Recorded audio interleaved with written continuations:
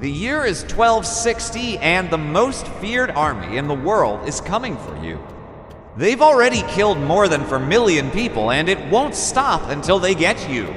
But there's one problem. The Mongols don't know you're there. When Hulagu Khan set out to conquer the Middle East, he planned on dealing with the Egyptian Mumilis after he finished destroying the rest of the Middle East. But thanks to some miscalculations, the Mongols found themselves facing off against the Egyptian elite force known as the Mamluks way sooner than they expected. On August 3rd, 1260, the two armies faced each other at the Battle of Ain Jalut in what would become a clash of civilizations between East and West, religion and reason, tradition and progress.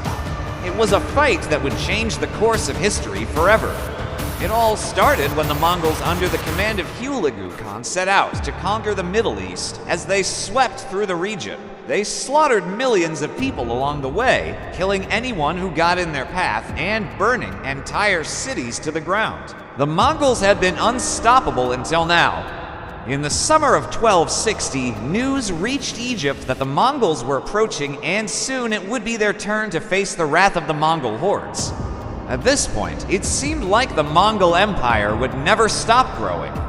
They'd conquered so much land, killed so many people, and nothing could stop them. Their cavalry was unmatched, their archery skills were unrivaled, and their tactics were brutal and effective. But Egypt had a secret weapon, a small group of highly trained warriors known as the Mamluks. They were the best of the best, handpicked by the Sultan to defend the nation from any threat. And they knew that the Mongols were unlike any enemy they'd ever faced before. For weeks, the Mamluk commanders studied the Mongols, watching them from afar and learning all they could about their enemy. They knew that the Mongols were experts in horseback, riding, and archery, and that they fought in large groups, often using hit and run tactics. The Mamluks also knew that the Mongols were not to be underestimated. They were fierce fighters who would stop at nothing to achieve victory. But the Mamluks were not afraid. They were prepared, and they knew that they were fighting for their country, their religion, and their way of life. Meanwhile, as the Mongols approached Egypt, the Mamluk Sultanate made a decision. They would stand and fight. The Sultan gathered his troops and prepared to defend his homeland. He knew that the odds were stacked against him. He was outnumbered and outgunned, but he was not outmatched. The Sultan knew that his Mamluk soldiers were the best in the world.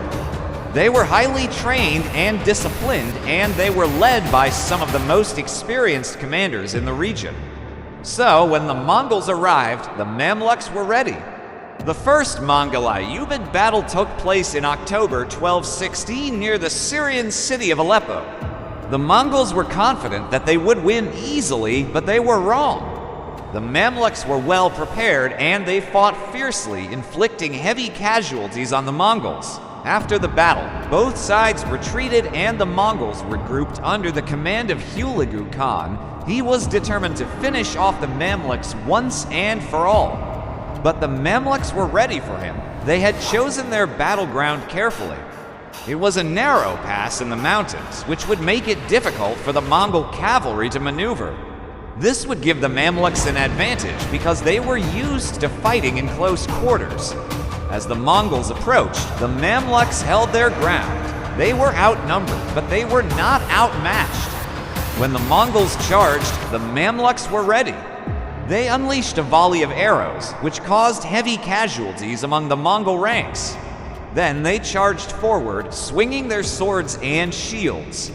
The Mongols were taken aback by the ferocity of the Mamluk attack. They had never seen such determination and skill in battle before.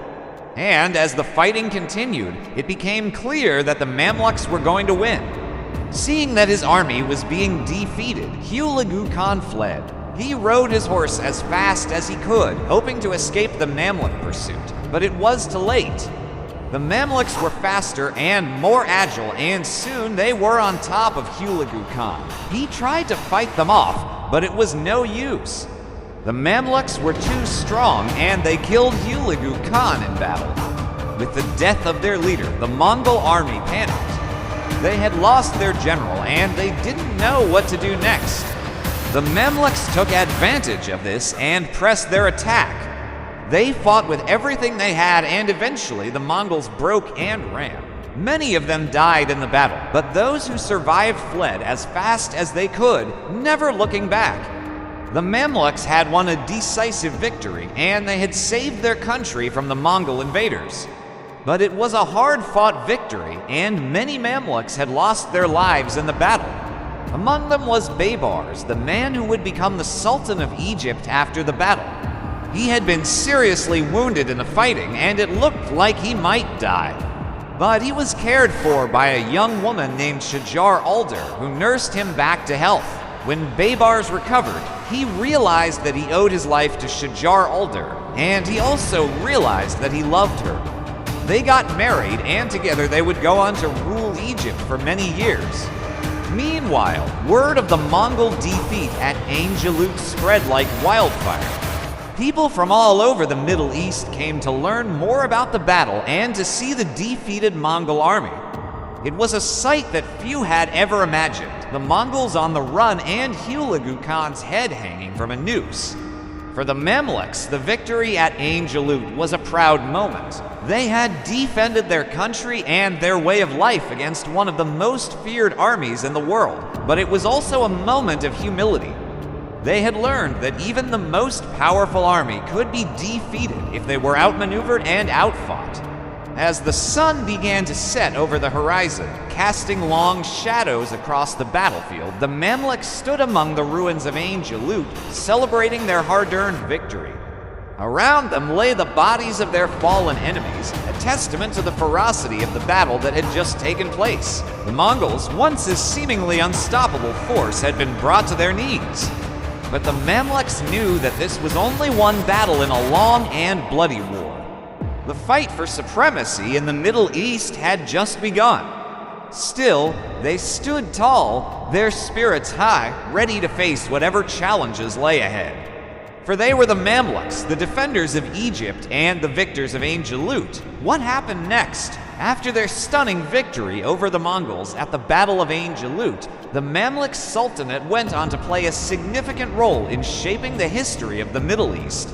In the aftermath of the battle, the Mamluk army, led by the legendary Sultan Baybars, continued to expand their territory, conquering Syria and Palestine and pushing back the Crusader states in the Levant. They also repelled subsequent Mongol invasions, securing the borders of their empire and protecting the Middle East from further Mongol domination. During their reign, the Mamluk sultans built magnificent mosques, palaces, and gardens, contributing greatly to the cultural and architectural heritage of Egypt. They also established a flourishing trade network connecting the Middle East to the Mediterranean and the Indian Ocean worlds. However, the Mamluk Sultanate's power and influence began to decline in the 14th century due to internal conflicts and external pressures. Eventually, in 1517, the Ottoman Empire conquered Egypt, bringing an end to the Mamluk era. Despite their relatively short lifespan, the Mamluks left an indelible mark on history. Their military victories, cultural achievements, and contributions to trade and commerce continue to be celebrated and studied today. And one of their greatest triumphs, the Battle of Ain Jalut in 1260, remains a pivotal moment in the history of the Middle East and the world. It was a battle that stopped the Mongols and changed the course of history forever. If you want to know more about the Mongols, stay tuned for more updates.